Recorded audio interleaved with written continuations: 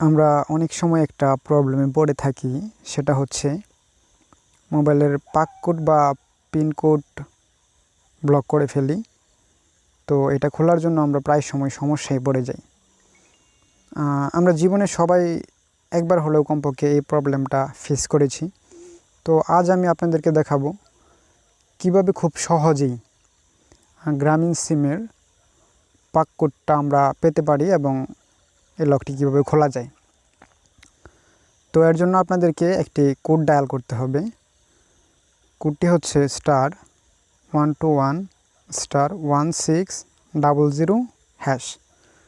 এই কোডটি ডায়াল করে আপনি যে কোনো সিমের পাক কোড নাম্বার এবং পিন কোড নাম্বারটি বের করতে পারবেন।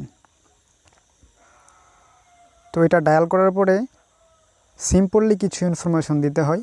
ইনফরমেশনগুলো দিয়ে পাক কোড এবং পিন কোডটি সংগ্রহ করা যায়। দেখুন এখানে দেখাচ্ছে যে আমরা আসলে যেই সিমের পাক কোড এবং পিন কোডটি নিব সেটির নাম্বার দেওয়ার জন্য। তো আমরা নাম্বারটি দিচ্ছি 0757371757। নাম্বারটি দিয়ে আমরা সেন্ড করছি।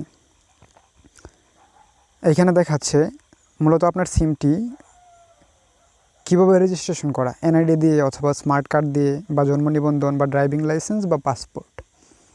তো আমি যে সিমটির পাক কোডটি বের করতে চাচ্ছি সেটি আসলে এনআইডি দিয়ে করা। তো আমি 1 প্রেস করলাম। এখানে তারা চাচ্ছে যে enter the selected document number, অর্থাৎ আমি যা সিলেক্ট করেছি সেটার নাম্বার, অর্থাৎ আমার এনআইডি নাম্বারটি।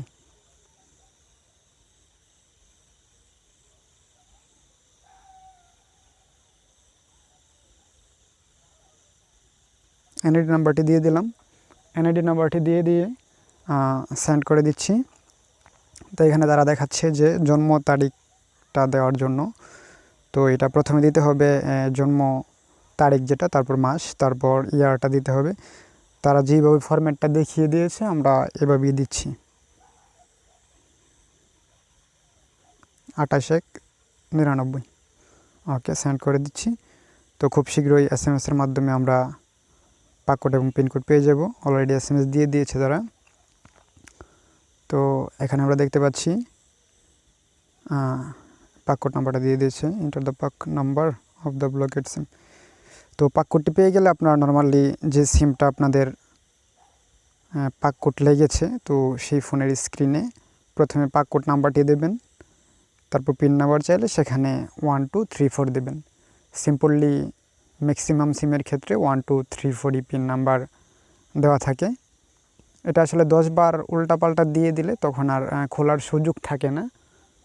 10 বারের আগে আপনারা এই পদ্ধতি অবলম্বন করে পাক কোড এবং পিন কোড সংগ্রহ করে খুব সহজেই এটা সমাধান করতে পারবেন।